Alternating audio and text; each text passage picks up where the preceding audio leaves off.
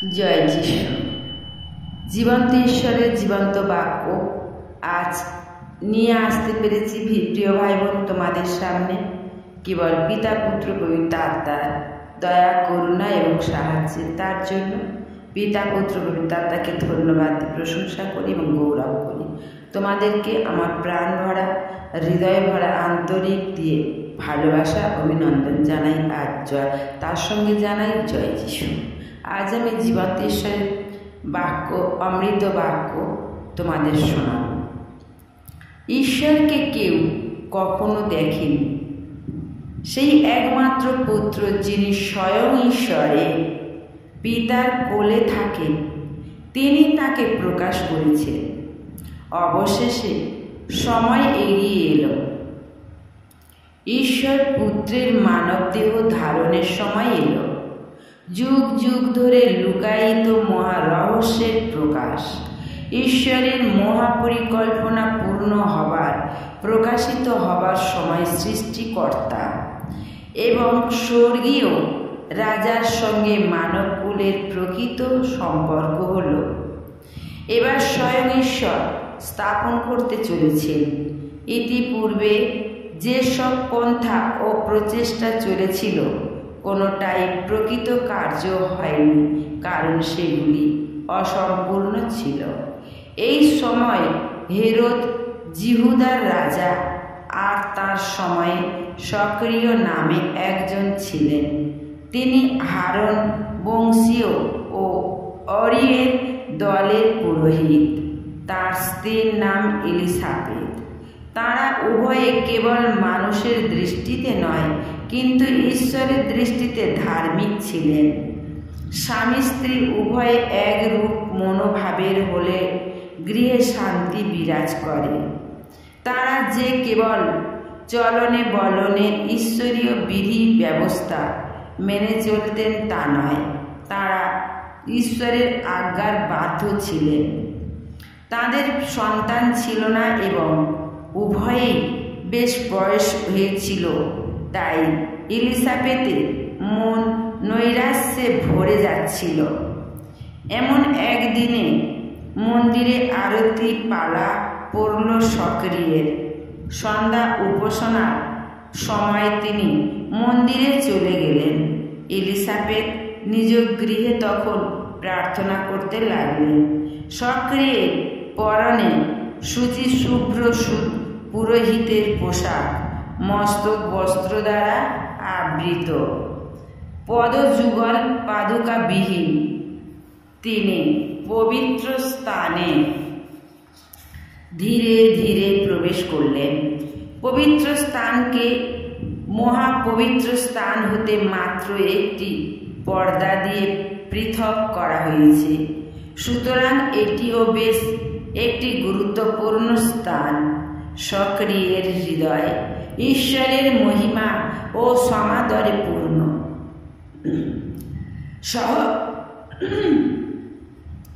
সহকর্মীরা বেদিতে কয়লা রেখে চলে গেছেন।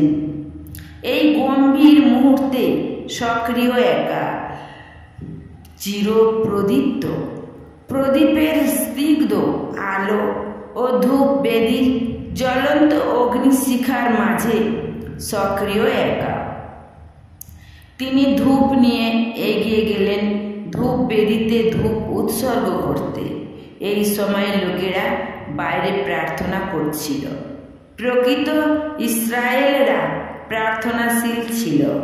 প্রার্থনায় তারা ঈশ্বরের সম্মান ও সমাদর করত আর ঈশ্বরের সঙ্গে আত্মিক যোগ রক্ষা করত।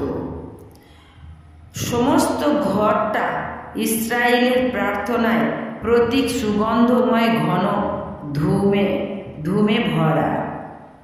সক্রিয় প্রার্থনারত। এমন সময় এক অদ্ভুত পুরুষ, এক স্বর্গদূত বেদির ডান দিকে দাঁড়িয়ে তাকে দেখা দিলেন। সক্রিয় তাকে দেখে ভয়ে বিহ্বল হয়ে পড়লেন। দূত বললেন, সক্রিয়, ভয় করো না, তোমার প্রার্থনা ঈশ্বর গ্রাহ্য করেছেন। তোমার স্ত্রী তোমার জন্য একটি পুত্র প্রসব করবেন। প্রার্থনা শোনা হয়েছে জানতে পারলেই কত আনন্দ হয়। আরও দ্বিগুণ আনন্দ হয় যখন সেই প্রার্থনার উত্তর আসে। সন্তান হবে বৃদ্ধ বয়সে, তুমি ও তোমার স্ত্রী তো আনন্দে ভরে যাবে। তাছাড়া অনেকেই, তোমার আত্মীয় স্বজন সবাই খুশি হবে। দূত বলতে থাকলেন, সেই ঈশ্বরের দৃষ্টিতে মহান হবে সে কখনো দ্রাক্ষারস বা কোনো মাদক দ্রব্য পান করবে না। মাতৃগর্ভ হতে পবিত্র আত্মায় পূর্ণ হবে। ইসরায়েল সন্তানদের অনেককে ঈশ্বরের দিকে ফেরাবে। এলিয়ের আত্মায় ও শক্তিতে প্রভুর সামনে চলাফেরা করবে। পিতার হৃদয় সন্তানদের প্রতি ফেরাবে। ধার্মিকদের বিজ্ঞতার পক্ষে অবাধ্যতাদের ঈশ্বরের পথে নিয়ে আসবে। এইভাবে ঈশ্বরের জন্য এক প্রজামণ্ডলী প্রস্তুত করবে। সক্রিয়ের মনে সন্দেহ জাগল। জাগতিক পরিস্থিতি বিবেচনা করে সন্দেহ ভারাক্রান্ত হৃদয়ে দূতকে বললেন, আপনার কথা যে যথার্থ সত্য তা কেমন করে জানব? তার পূর্বপুরুষদের মধ্যে বহু জনকে ঈশ্বর এই রকম অদ্ভুত অসম্ভব বিষয় জানিয়েছে। নম্রতায় সে বিশ্বাসে তারা ঈশ্বরের বাক্য মাথা পেতে নিয়েছেন। দ্বিধা করেননি সংকোচ। শাস্ত্রে অনেকে বৃদ্ধ বয়সে সন্তান লাভ করেছে। অনেক বন্ধা নারী পুত্রবতী হয়েছে। কিন্তু সক্রিয় বললেন, আমি বৃদ্ধ হয়েছি, আমার স্ত্রীও অনেক বয়স, কেমন করে সন্তান লাভ সম্ভব হতে পারে? কেমন করে আমি জানব? দূত তখন নিজের পরিচয় দিয়ে বললেন, আমি গাব্রিয়েল, ঈশ্বরের বার্তাবহ। আমার কাজ সর্বদা মহিমা পরাক্রমী ঈশ্বরের সামনে দাঁড়িয়ে থাকা। তার উপস্থিতির মধ্যে আমি থাকি। আমি শুভ বার্তা বহন করে এনেছি তোমার জন্য। ঈশ্বরের আদেশে তোমার আনন্দ করা উচিত ছিল, ঈশ্বরের ধন্যবাদ দেওয়া উচিত।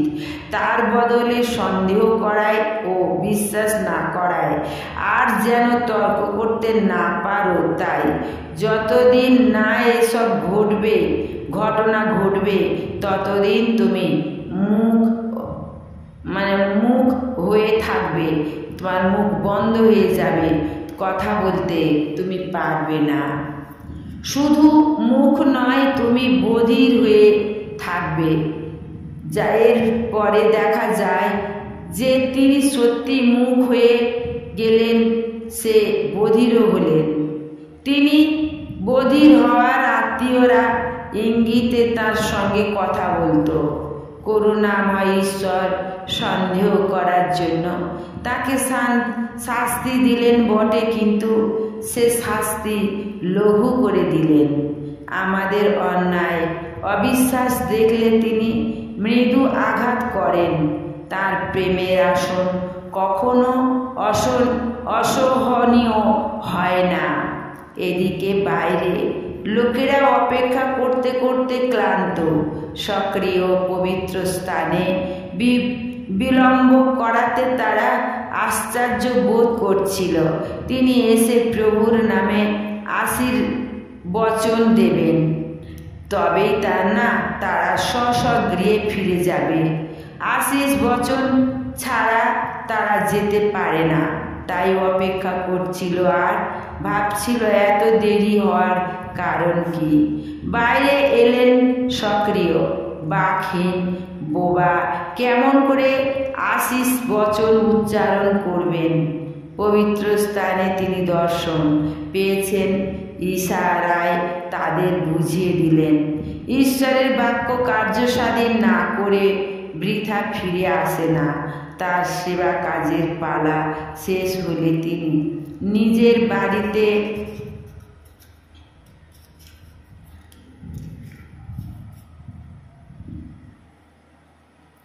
ফিরে গেলেন।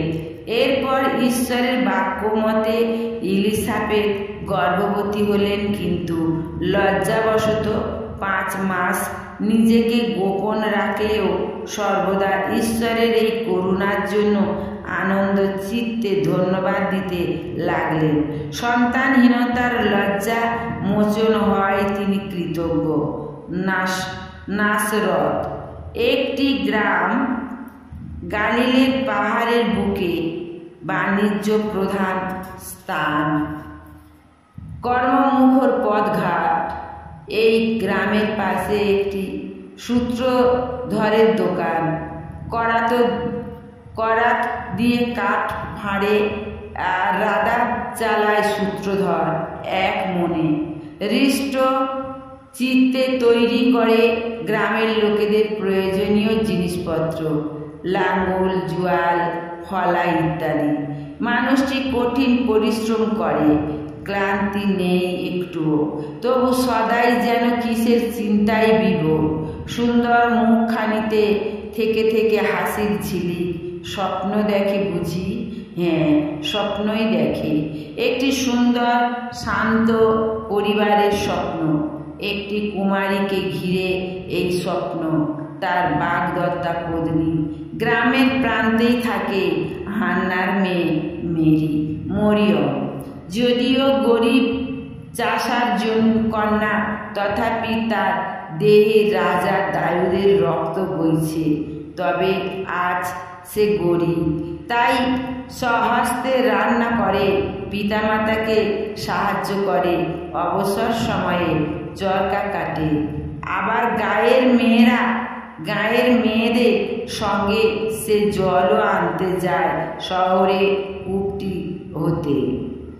নতমুখী সুন্দরী মেয়েটির আচরণে পার্থক্য আছে, অন্য মেয়েদের নয়। অন্য মেয়েরা চলেছে যেন উচ্চলিতা ঝর্ণা, কথার কাকলি। এ মেয়েটি শান্ত, স্বল্প বাক, লজ্জাশীলা, অপূর্ব সুন্দরী। রূপের স্নিগ্ধতায় ফুটে উঠেছে আন্তরিক নির্মলতা। চলনে সে রূপ মাধুরী ছড়িয়ে দেয় এক অপূর্ব গরিমা। মনকে নিম্ন দিকে নয়, কিন্তু ঊর্ধ্বপানে আকর্ষণ করে। এই মেয়েটিকে ইহুদি সূত্রধর জোসেফ ভালোবাসে। মেয়েটি চলে যাওয়ার পথে তাকিয়ে থাকে। এই নিম্ন ভঙ্গিমাটুকু, এই ধীরে ধীরে পা ফেলে চলা তার ভালো লাগে। তাই জোসেফ যখন তখন স্বপ্ন দেখে আর আপন পথে হাসতে থাকে। সে হাসিটাই ছড়িয়ে থাকে তার সারা মুখখানিতে। জোসেফ স্বপ্ন দেখে বধূরূপে কবে এ মেয়েটি এসে তার ঘর কন্যা সাজাবে, ঘুরে ঘুরে বেড়াবে তার আশেপাশে। জোসেফের সঙ্গে মরিয়মের বিয়ের কথা পাকা হয়ে গেছে। উভয়েই দাউদ রাজার বংশকুলোদ্ভব। পিতা মাতার অমত নেই। তাঁরা সানন্দে উভয়েই হাতে হাত মিলিয়ে দিয়েছেন। মরিয়ম ও জোসেফ পরস্পরের কাছে বাগদান করেছেন। সমগ্র নাসারত জেনেছে। গালিলের এই প্রদেশে, এমনকি সারা প্যালেস্টাইনে বাগদান প্রায় বিবাহের সমতুল্য। যে কন্যা একবার পুরুষের বাগদত্তা পত্নী রূপে গণ্য হয়েছে, এ বন্ধন তার ছিন্ন করা মোটেই সহজ নয়। জোসেফ ধর্মভীরু, মরিয়ম নির্মল চিত্তা ও আত্মিক কামনা, ঈশ্বরের ইচ্ছা সাধনার্থে মনোনীতা। তাদের নিভৃত কথোপকথনের মধ্যে ধর্ম প্রসঙ্গেই বেশি হয়। বিবাহ জীবনের এক দুরূহ শৃঙ্গে আরোহণ। সেই জন্য বিবাহের পূর্বে প্রতি বর ও কন্যার ধর্মে দৃঢ় হওয়া সবচেয়ে প্রয়োজন। সেই সময় মসীহ ত্রাণকর্তার আগমন আগমন সম্বন্ধে ইহুদিদের মন উদ্বিগ্ন ছিল, হৃদয় ছিল ভরা। এরা দুইজনেও ঘরকন্যার আলোচনার মধ্যে মসিহের আগমন নিয়েও আলোচনা করতেন। যোসেফের শাস্ত্রে দখল ছিল, তিনি শাস্ত্রে লিখিত প্রতিজ্ঞাগুলির বিষয় বলতে থাকতেন। মরিয়ম শুনতেন। মুগ্ধ মরিয়ম অবাক হয়ে যোসেফের দিকে তাকিয়ে থাকতেন। ঘরে ফিরে নত জানু হয়ে পরম পিতার ধন্যবাদ দিতেন তার মনের মানুষটির জন্য, আর নিজেকে বারবার ঈশ্বরের হাতে সঁপে দিতেন। যোসেফ যখন মরিয়মকে বিবাহের জন্য প্রায় প্রস্তুত, অর্থ সংগ্রহ, ঘর সাজান প্রায় শেষ, এমন একদিনে সন্ধ্যায় আবছা আধারে প্রার্থনা ছিল মরিয়মের সর্বাঙ্গ কেঁপে উঠল। এক অজানা আবেশের কমল তনুটি দুলতে থাকল, আর তিনি শুনলেন এক প্রীতি সম্ভাষণ। মরিয়ম মহানুগ্রহে পূর্ণা। বিস্ময় সম্ভবে তাকিয়ে দেখলেন তিনি এক দেবদূত গাব্রিয়েল। সাগরের জল কল্লোলের ন্যায় গভীর তার আওয়াজ, অথচ মিষ্টি সে কণ্ঠস্বর। উজ্জ্বল জ্যোতির্ময় মূর্তি বলতে লাগলেন, ঈশ্বর তোমার সহবর্তী, তুমি নারী গুণের মধ্যে ধন্যা। হাত দুটি জোর করে বুকের উপর চেপে ধরলেন মরিয়ম। সারা অঙ্গ থরথর করে কাঁপছে, কিছুই বুঝতে পারছেন না। দেব পুরুষ দেখলেন, একটু সরে এসে বললেন, ভয় করো না, ঈশ্বর তোমার মহা অনুগ্রহ করেছেন। এবার মরিয়ম মাথাটি নোয়ালেন, তিনি ঈশ্বরের অনুগ্রহ পেয়েছেন। ভয় দূর করে সেই গুরু গম্ভীর অন্তরস্পর্শী বাণী শুনতে চেষ্টা করলেন। কাঁপুনি থামেনি, তাই চোখ দুটি বন্ধ করে শুনতে লাগলেন অদ্ভুত বাণী। তুমি গর্ভবতী হবে, তোমার পুত্র সন্তান হবে, আর তার নাম যিশু রাখবে। তিনি মহান হবেন, তাকে বলা হবে সর্বশক্তিমান পরস্পরের সন্তান। দাউদের সিংহাসন তাকে দেয়া হবে, তিনি রাজত্ব করবেন। তার রাজ্যের শেষ হবে না। মুহূর্তের তরে মরিয়ম মাথা তুলে তাকালেন। যিশু আমার সন্তান, আমি তাকে মানুষ করব। মরিয়মের আনন্দ হতে লাগলো। আমার সন্তান যিশু দাউদের সিংহাসনে বসবেন, তার রাজ্যের শেষ হবে না। যুবতী নারী বিহ্বলা। হঠাৎ যেন সমস্ত স্বপ্ন ভেঙে গেল, বাস্তবে ফিরে এলেন। বিহ্বল কণ্ঠে স্বর্গদূতকে বললেন, কি করে তা সম্ভব হবে? আমি তো এখনো বিবাহিতা নই, কোনো পুরুষের সঙ্গে আমার ঘনিষ্ঠতা হয়নি তো। সরলতা যুবতীর দিকে করুণামাখা দৃষ্টি হেনে দেবদূত গাব্রিয়েল আর একটু মরিয়মের কাছে এগিয়ে এসে মৃদু অথচ দৃপ্ত স্বরে বললেন, তোমার উপর পবিত্র আত্মা নেমে আসবেন, ঊর্ধ্বতম ঈশ্বরের শক্তি তোমার আবৃত করবেন, আর তাই যে পবিত্র সন্তান জন্মাবে তাকে ঈশ্বরের পুত্র বলা হবে। মরিয়মের দম বন্ধ হয়ে যাওয়ায় উপক্রম হলো। এ কি শুনছেন? যে ছেলের মা তিনি হবেন, সে ছেলে ঈশ্বরের পুত্র। ক্ষুদ্র নাসরতের গ্রাম্য মেয়েটি স্তম্ভিতা হয়ে গেলেন। আরো নিকটে এসে আরো আস্তে গাব্রিয়েল বললেন, এলিসাবেথ, যিনি সম্পর্কে তোমার দিদি, যাকে লোকে বন্ধা বলে জানত,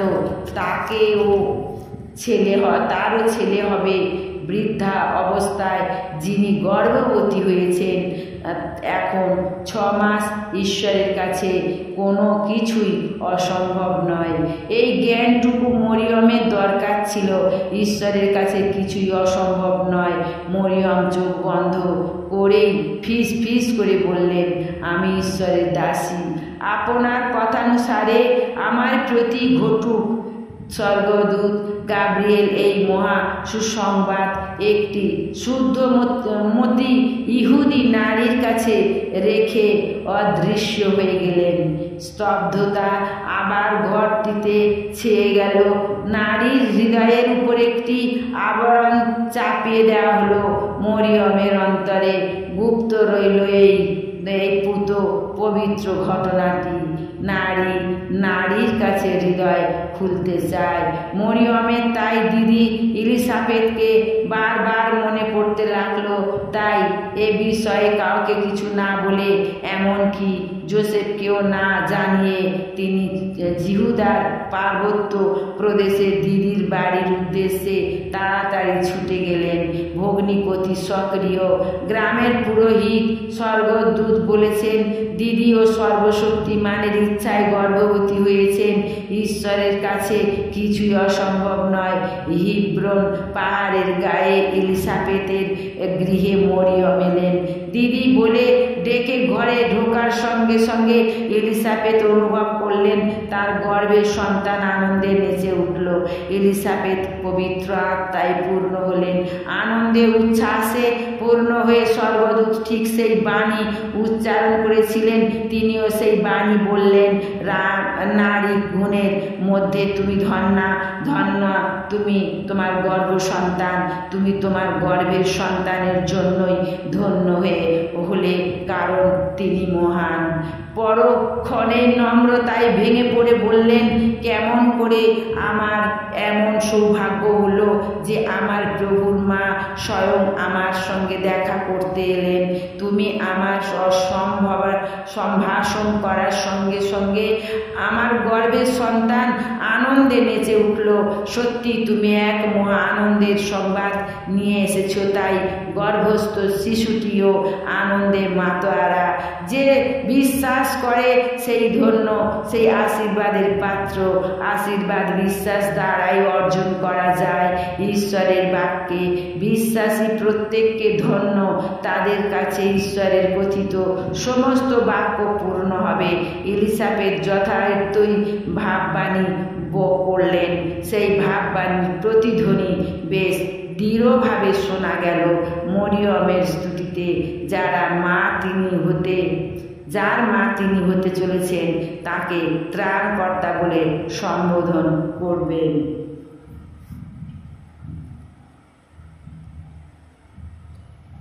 তাই বলছে, আমার প্রাণ আমার প্রভুর গুণগান করে, আমার আত্মা আমার ত্রাণকর্তায় আনন্দিত। তিনি দেখেছেন তার দাসীর অবনত অবস্থায়, দেখেছেন তার নম্রতা, তাই তাকে সর্বযুগের কাছে করেছেন উন্নত। সকলে আমাকে বলবে ধন্য। যিনি সর্বশক্তিমান পবিত্রময়, তিনি করেছেন এই মহৎ কাজ।